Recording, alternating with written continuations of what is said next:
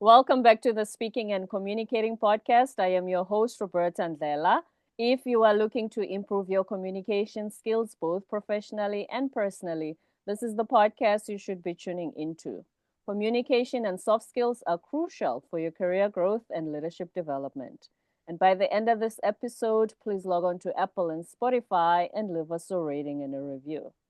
Now let's get communicating with Damon Lembi, who's joining us from the Bay Area and San Francisco.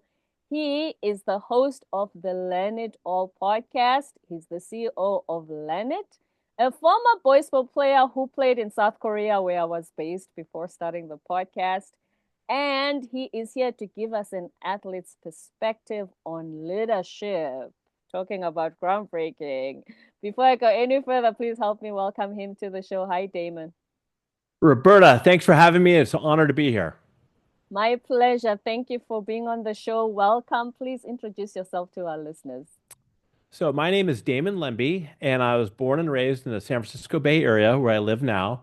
And growing up, for me, it was all about playing sports, as you kind of mentioned. And by the time I was a sophomore in high school, I realized that if I was going to play in college or pro, it was baseball. So, I went all in on baseball.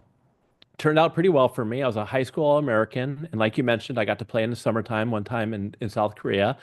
And I got drafted and I had a chance to go either minor leagues or college. And it was one of my first really big leadership lessons. I went the college route because my coach had this moonshot vision of playing in the College World Series and winning it, even at a small school like Pepperdine. And so I went to college. I got hurt. I left there. They won the College World Series, which told you you could win and you can create moonshot dreams and they can actually happen. I went over to a different school, Arizona State, played there, did well, and was ready to start my professional career. I didn't get drafted, and at that point, I had to pivot and get in the business world. And the short version of that is I've been running Learnit, which is a live learning platform. We teach soft skills, like you mentioned, which are very, very important. And I've been doing that for 30 years. And we have upskilled over 2 million people over that time. And so here I am today. Teaching soft skills, that is so interesting for such a long time because it sounds like it has become a buzzword in the last decade or so. How did you have the foresight to think this is important? People need to know about it and upskill themselves. Well, when we first started, we focused mainly on technical skills, and so that was like Microsoft Office, Excel, PowerPoint, and how Learn It started was my dad actually. We were a big real estate company, and like any great entrepreneur, he wanted to solve his own problem. He took an Excel class somewhere. This was back in the 90s, and he thought it was terrible. So he came up with this idea for Learn It, where we'd have short classes, 90-minute sessions on learning Excel, PowerPoint, Microsoft Word, and I just started there as a receptionist. And I would say about 10 years into it is when we cut some of our customers. I remember vividly Gap Inc. was a big customer of ours. They still are. And they said, it'd be awesome if you guys also taught communication and time management. And so that's where we kind of got into the soft skills. And by the way, Roberta, I hate that word soft skills. Well, I don't hate it, Oh, right? that's a huge debate on the show. Yeah, I shouldn't say I hate it. I dislike it because soft, I think that they're critical skills, especially with AI and everything going on. And so I think that they're very important. So I like to call them human skills or people skills instead of soft skills. That is a huge debate. I've even had guests who will fight me on that term Really? because What do they yeah, prefer to call no, them? in good spirits. Because like you said, they are literally the hardest to learn. So what's soft about them? Because technical skills you learn in college, you graduate, you know exactly how to do your figures and your numbers and whatever it is. But dealing with people is more the challenging part. And being able to communicate whatever your expertise is more challenging than actually doing your job in most cases. I couldn't agree more because it's great to have all this wisdom and knowledge. But if you can't communicate it and transfer what you've learned or what you know to others, then, it's kind of almost for a loss. And that reminds me of, sitting in classes in college at Arizona State and having professors who would say, hey, you're getting a Harvard level education here. I did this, this, and this, but I couldn't really understand what they were saying, or they didn't make you feel comfortable to speak up in class. You didn't have that psychological safety. So even like at Learnit, when we're interviewing instructors, I say it's one thing to have the experience and the knowledge. It's another thing to be able to communicate in a way that people will connect and retain and learn from you. Yes, especially, when you have this facilitating workshops or the trainings, we always ask, how do you know that it's stuck? That they will take this and go implement it, that whatever the leadership coaching was, then the team is going to rise to the occasion and, you know, be high performing now that they've had this training. Yeah, I think that's because let's be honest, you can't go in and take a 2 hour communication class, communication, a cross borders class, and all of a sudden be an expert in communication. It's a lot more than that. I mean, I think that there's formal training, there's informal training, but I think great companies or organizations set up opportunities for people to actually practice that and have some accountability and share back, hey, I learned this model and here's how I applied it in my day-to-day activities. I think that's a great way to help make things more sticky and learn, because otherwise you'll forget 90% of what you learned in a workshop. Absolutely. The practice. It's like swimming, not going to learn how to swim by reading a book. You got to just jump in the pool. Now, I'm intrigued by what you said about your professors when they say this is a Harvard level education. Is that the idea? Who was it? I think you know the quote that says the biggest illusion about communication that it has taken place. Yeah, I don't know. Yeah, What I've heard was that. that was that the scenario of I've given you so much, but you're not checking if the other person has received the communication the way you intended?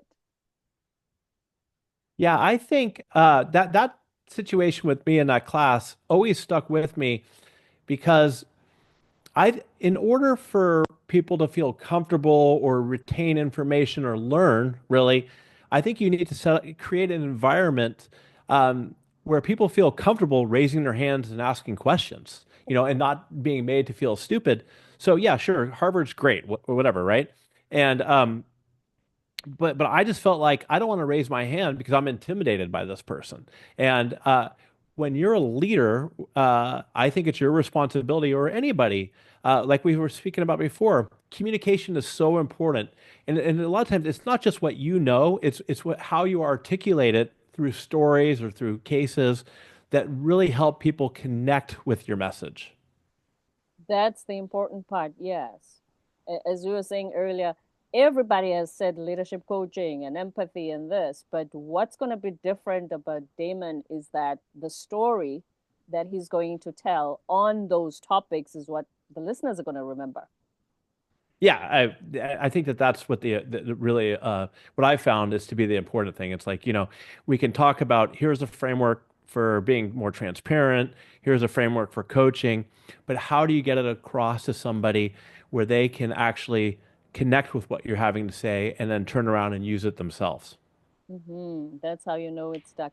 Now let's talk about your time as a baseball player. First, obviously, our references from the movies. When the coaches are shouting, is it motivational for the players or is it be afraid and if you don't win, you know what's going to happen? Because it Well, I think that that is a great question. And, I'm I was playing baseball back in the in the mid 90s, right? Mhm. And I even keep in touch with I played for 3 Hall of Fame baseball coaches, which was a great experience, which really helped me model my leadership style and learn from them. And I played from some bad coaches, as well. And you learn just as much, if not more, from bad coaches as you do great coaches. Now, one of the great coaches that I played for, I keep in touch with him, and he said, "Do you think that my approach to coaching would work these days?" And I said, "Absolutely not," because he'd scream at us, right? He'd get you there and scream at you and say, "Hey, if you don't get this done, then you're going to be on the bench or you'll be off the team." Now, different people respond to things different ways, and for me, it was helpful. It was helpful, and I was grateful for it. But you just can't talk to people that way anymore. You need to be more, like we spoke about, empathetic, or take different approaches. But, you know, back in the mid 90s, that's kind of how coaching went. And so, um, I don't know. I mean, I had one time where he said, look, yeah, if you don't perform, you're going to be on the bench, if you're lucky. And I went out and hit a home run that day, and my whole season turned around. So I don't know. I think that there's some pluses, but as you grow and evolve, and with the different generations in the workforce now, you need to kind of adapt your communication style to what your team would respond to. Hmm. I'm glad you made the clarity that it was the era as well, because I think even in the workplace, it was more that style. Okay, not maybe the shouting so much, but more that style. The collaboration is something that's been in the last few years that has been emphasized on.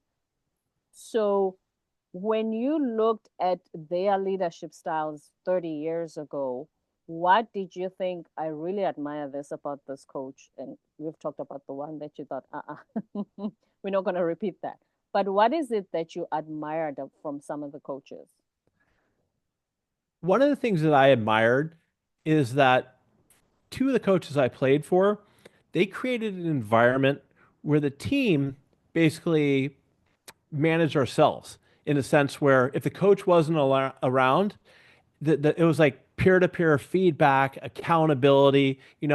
We all knew what our goal was. It was very clear. We wanted to get to the College World Series. We wanted to win this division, whatever it was. And they set up the kind of environment where we didn't need the coach to micromanage us because we kept ourselves accountable as a team. And that's always something that I've tried to do at Learnit.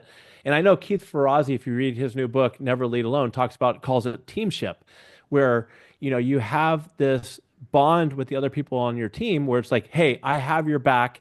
I don't want to see you fail. So let's work together. I think that's one of the things I learned from great coaches. One thing I learned from a terrible coach was when things went well, Roberta, the coach would take all the credit, right? He'd say, I did really great. We did really great because of my pitching decisions, my lineup, my strategy. But when things went wrong and didn't go well, he blamed the team. He said, how are we going to win if my fourth up hitter strikes out, which was at the time me, something like that, with the bases loaded? And so when you sit in a room like that, and that kind of taught me, it's like if I ever led a team or now an organization, I want to be the kind of leader that if things go well, I give that credit to my team, Mhm. that I go out and I recognize them.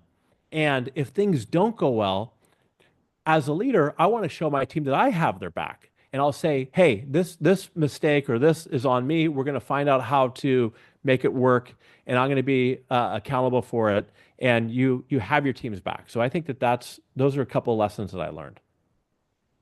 That scenario, and I've seen it play out in the corporate world where your boss will take the credit for something the team has done or something you've done specifically. But if something goes wrong, they will threaten you with demotion, firing, and whatnot. Has that been, when it comes to your leadership coaching, have you seen a shift in that? At least, I mean, you might have one or two cases still pending, but a lot of that was a little more common back then, I would hope, than it is now. I think it's still pretty common, but fortunately for us, most of the companies we engage with, they believe in investing in their people and building trust within their teams. And so we don't typically work with clients who have that, victim mentality. I like to speak, but I do personally mentor a bunch of individuals who come to me and say, "Hey, Damon, what do I do about this? My something didn't go well with this project, and my manager threw me under the bus, in situations like that." So I think it's still prevalent, but if you want to build a high performing, great team, you got to have the trust of your employees, trust of your team members, and you got to have their back.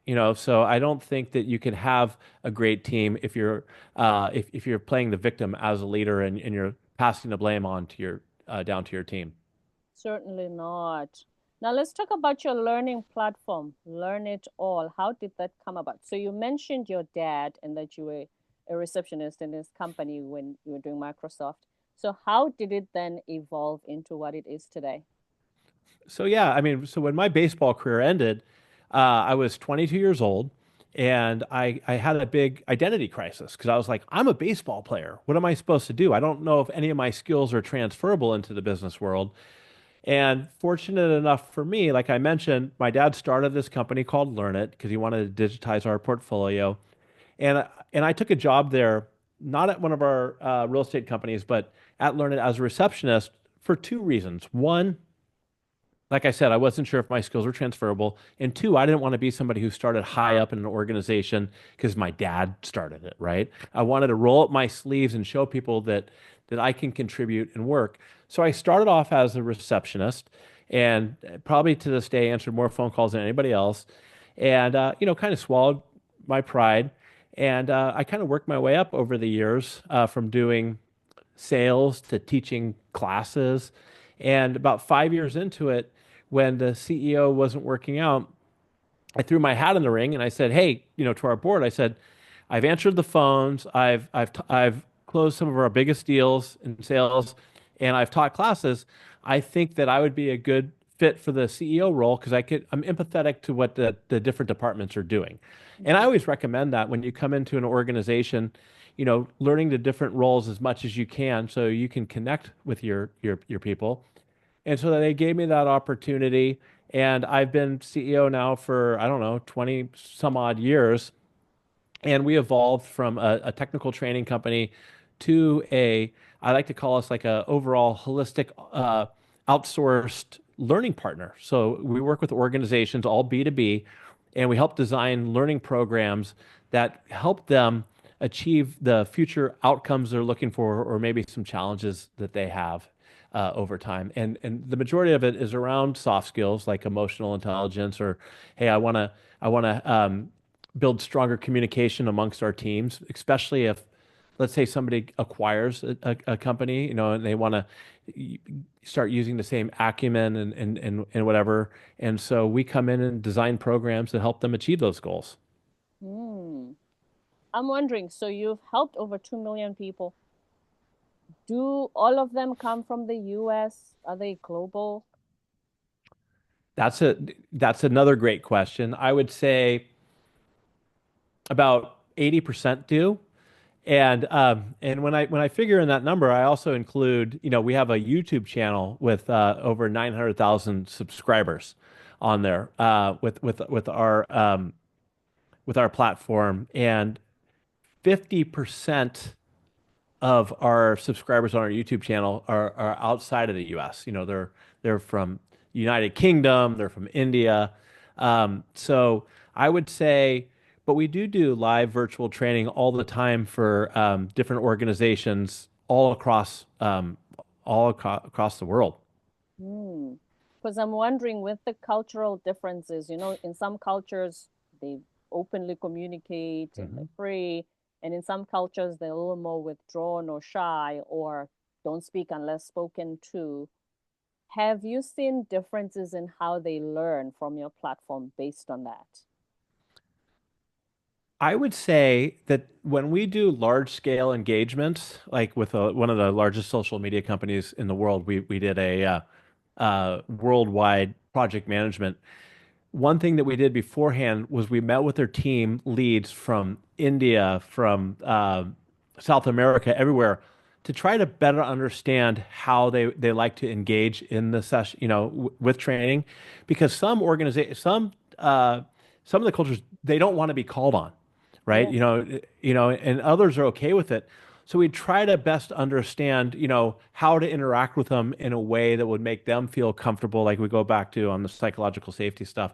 And so we kind of had a game plan for each of those. And so yes, I think that they're, you can't just take the approach that you have in the United States, where a lot of times one of the things that we do is we would say, okay, I'm going to ask this question, and I want Roberta, Bob, and Smith and Sam to give me answers.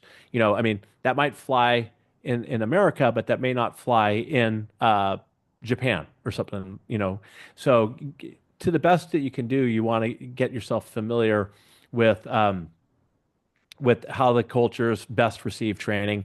And one of our most popular classes is communication across borders. And that's Mm. trying to, I don't teach it myself, so I can't give you the specifics, but that is really understanding, if you want to have the most impact when it comes to communication, what are some of the studies show that how you interact best with these different cultures? Very important because the world has gone global. Like you said, there's a lot of virtual meetings, and you don't get the best, as you're explaining. I thought of the word curious. If you're not curious about people and how they function and how they communicate, you won't get the best out of them if you don't make that preparation first before engaging with them, because they might be withdrawn, or they might think, when you are that interested in them first, then they are more likely to open up and say, here's my idea, here's what I think. Yeah, I would, I wrote a book too called The Learn It All Leader, and I talk about the 5 traits that I think that are really important to be a great leader. And one of the most important ones is curiosity. I think that as a leader, you have to be curious, and interested, and curious what other people have to say, curious to learn diverse perspectives, to understand that you don't have all the answers. And if you really want people to open up to you, they've got to trust you. And if you want people to trust you back, you got to start with them being able to trust you. And curiosity and being humble and being a good listener, I think, is so important. So I really think that's great you brought that up. Hmm. Speaking of being humble, you talk about humility, but while being confident. It's almost like I was raised in a religious household. You know how the scriptures make humility sound like, some people think, oh, you're going to be a doormat and everybody will all over you, turn the other cheek. It, how do you bring those together? Because they almost sound like opposites, especially if you have that religious perspective of humility. I see this. We do a lot of work with new managers, typically people who maybe either come in from outside of the organization or promoted from an individual contributor to a new manager role. And they struggle with being humble because they're afraid that if they show any sign of, they think maybe weakness, vulnerability, that people won't trust in their ability to lead.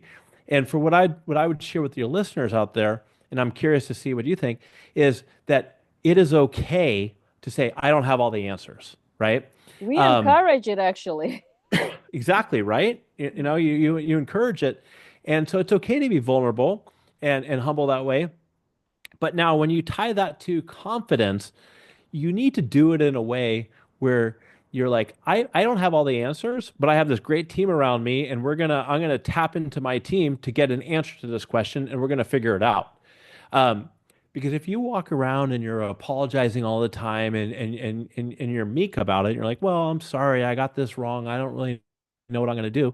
Your team's going to start to wonder if you have the capability to lead them. And that's not what you want, right? So what you want to be able to do is like, hey, look, I don't have all the answers, but I'm going to figure it out.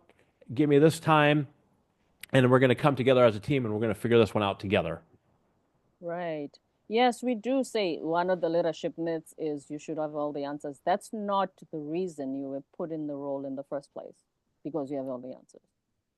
And that's what great leaders know, that they don't have all the answers, and that they surround themselves with people who have different strengths than they do, and they tap into those individuals and bring them forward to help out in scenarios like that. Absolutely. Now let's talk about self-awareness. How important it is for leaders to be self-aware, especially when they communicate or do something, how the team receives them. Are they aware that this is how I come across, or I told them what they need to do? What's the problem? I think self-awareness is absolutely critical. You see, I think great leaders are able to look in the mirror or reflect and be honest with themselves, and they're honest to say, hey, um, maybe I came across as egotistical in this situation, or maybe I could have handled this situation better and differently. And it comes back again to curiosity. It comes back to like, how could I do this differently or better next time? And if you're not self-aware and you don't take a moment to step back and reflect on your own performance, then I think that you're not going to be able to continue to grow and evolve. And great leaders, especially in this disruptive world we live in, need to continuously grow and evolve because you don't have all the answers and you can't be what I like to call a know-it-all. So self-awareness is absolutely key. It's better to be, what do you say? A learn it all than a know it all. Yeah, learn it all. Correct. So tell us about the Learn It All podcast. So the Learn It All podcast. So when my book came out in April of 2023, uh, I kind of got on the podcast circuit and I was a guest on a bunch of shows talking about my book. I made a bunch of friends like you and I talked about beforehand, and started my own podcast a year ago. And I love it, and I recommend to all your listeners out there, maybe start your own podcast. It's not that difficult. Mhm. Um, and it's kind of like you feel like you're get an hour or so with these thought leaders, and you get to sit down and listen to them and their stories. And on the Learn It All podcast, I just bring on guests who have had quite a bit of success, but they've also aren't afraid to be vulnerable to share some of the challenges they've had. And it's just a way for people to learn from high performers and learn from some of the mistakes and some of the successes they've had and provide practical advice for people that they can turn around and implement themselves. And that's why, remember earlier we called it a mini MBA. I was gonna, I was gonna steal that one from you, but since that was Go your ahead. term, I stopped there for a second on it. But that's exactly what it is. You get access to these wonderful leaders, and not just in business, but in all different walks of life, if you want, and you get to have a conversation. And I also think one thing about, I think it's made me a better communicator, both Mm. professionally and personally. Because if you want to be good at it, you have to be curious, you have to be a really good listener, and you have to communicate in a way where you connect again, you learn to connect with your guest, who a lot of times you meet for the very first time. That's very key. And I'm about to share a little bit of an embarrassing story here. So, in my 20s, we were friends with this friend of mine since eighth grade. In my 20s, I remember I used to talk a lot just all the time. I'm sitting with my friends, we're having lunch, pizza, whatnot in South Africa. One time, and she's the more quiet type. One time she went, Roberta, shh. For the first time, it was brought to my attention that I talk too much. I don't take into consideration the people around me and wonder when last did they have a chance to speak. And going forward, and I asked myself, why didn't anyone tell me before? Her name is Dawn. Before Dawn did, that is the. But anyway, I appreciated that. And so over the years, I've had to learn and be aware that I've spoken too much. Now it's time to pull back.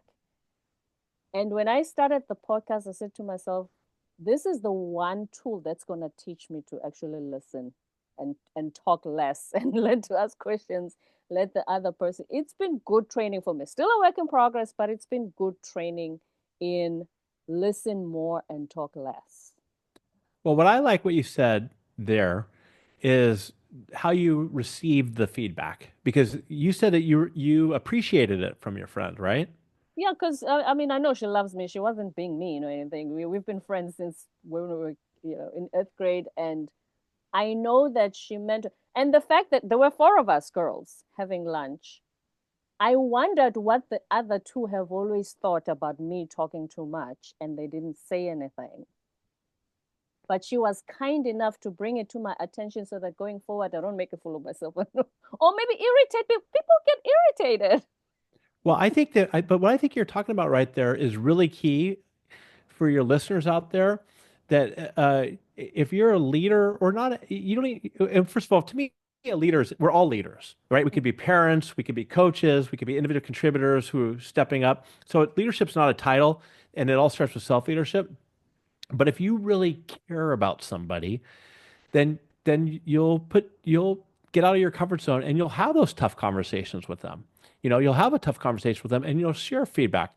I got a little story, a real quick one. I was recently I had a fortunate to go on a catamaran cruise, right, with my friend who is a captain who's a sailor in my family and his family, and we were talking about leadership stuff. And he said on one of his first cruises, it was all friends and family, and if you happen to work or lead your friends, sometimes that's tough. And so he was the captain of this boat, and it was early on in his career. And one of the passengers, who was a good friend of him, took him aside and said, "Hey, Lee, we know we're all friends, but you also have to be the captain of this ship. We expect you to be the captain of the ship." And so he's like, that was a great learning opportunity for me, right? As far as how to manage between working as a friend, between being a friend and being a leader. And that is so true. And I asked him, I said, how did you feel when they first gave you that feedback? And he said, well, at first I was taken back a little bit by it, but then I really appreciated it because it's true. And if people don't feel like that they're comfortable enough to give you that feedback because you might get defensive, then you're never going to know and you're never going to learn and grow. So similar to your situation, my friend's situation was a great learning opportunity for him. It's so key. Exactly that. Because he then realized, wait a minute, they've brought this to my attention. Let me do something different going forward. Why do you think sometimes we struggle with feedback? Or how did these two situations enable us to be receptive? Is it the relationship? Is it the way it came across? The way they communicated. They were not mean about it. What? How does it work so that it's effective and the person is receptive to it? Well, I think if you go to Amazon and look up books on feedback, you'll get 90% of them or more are about giving feedback. Very few of them are about receiving feedback. And I think that I found that learning how to receive feedback is so critical, right? Because if you, early on in my career, somebody gave me feedback, whether it was from an employee, a friend, or a coach or mentor, I might get defensive.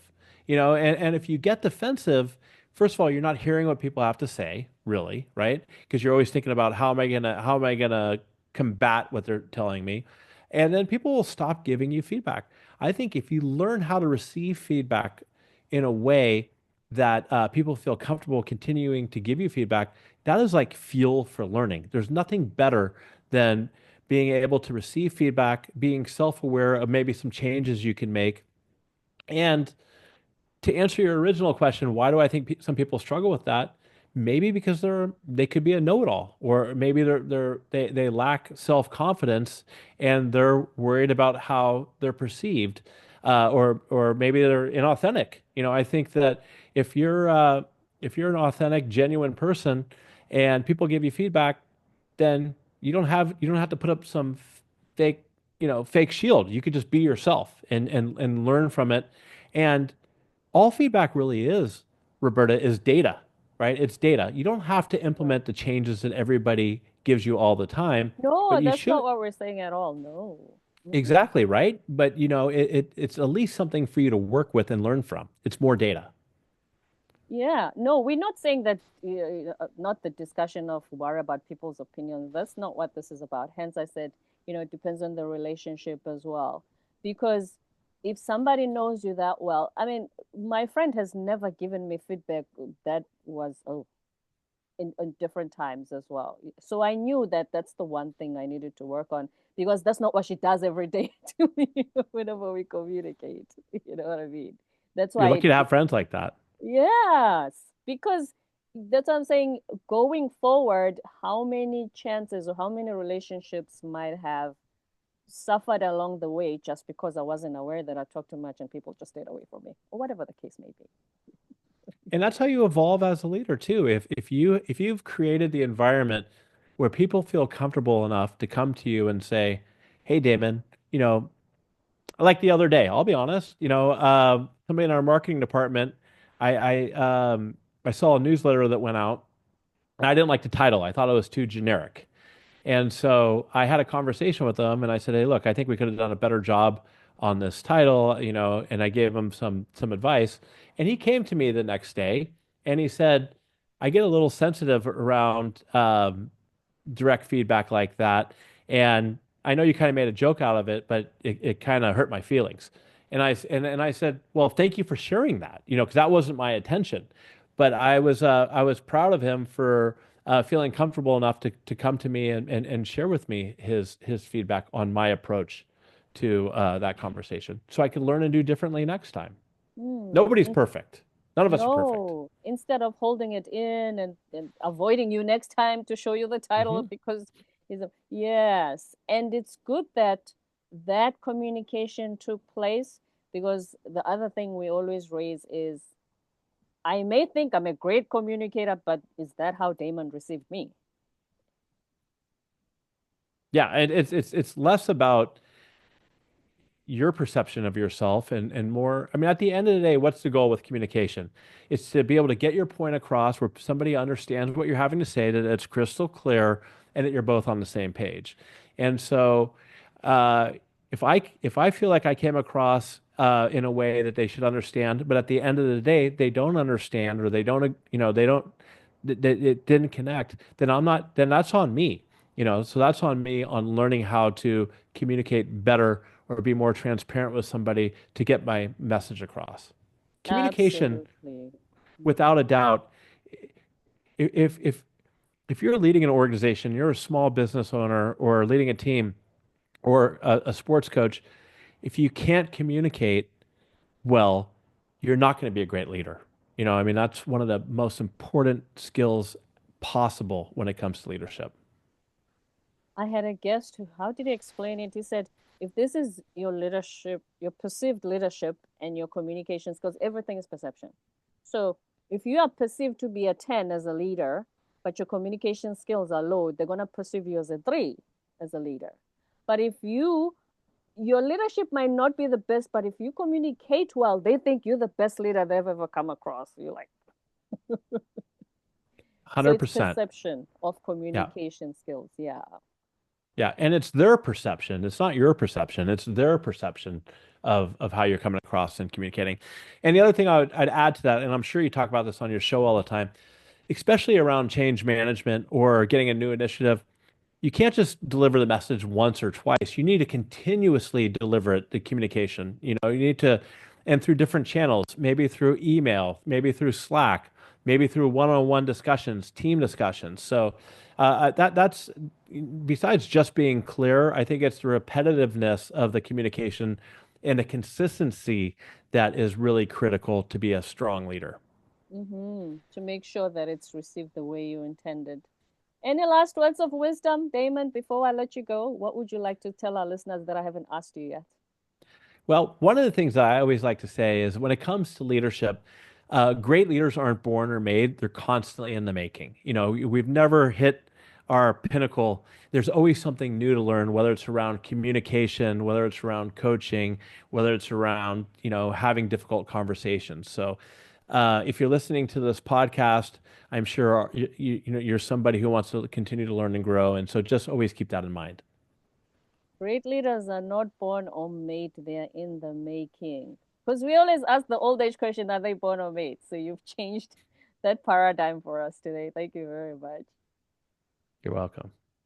And before you go, would you like our listeners to reach out to you? Yeah, I mean, so I'm on LinkedIn a lot. So connect with me at Damon Lembi on LinkedIn. Check out my podcast, the Learn It All podcast. And if you're curious about what classes we offer at Learnit, you could go to learnit.com. Learnit.com, Damon Lembi on LinkedIn, the Learn It All podcast.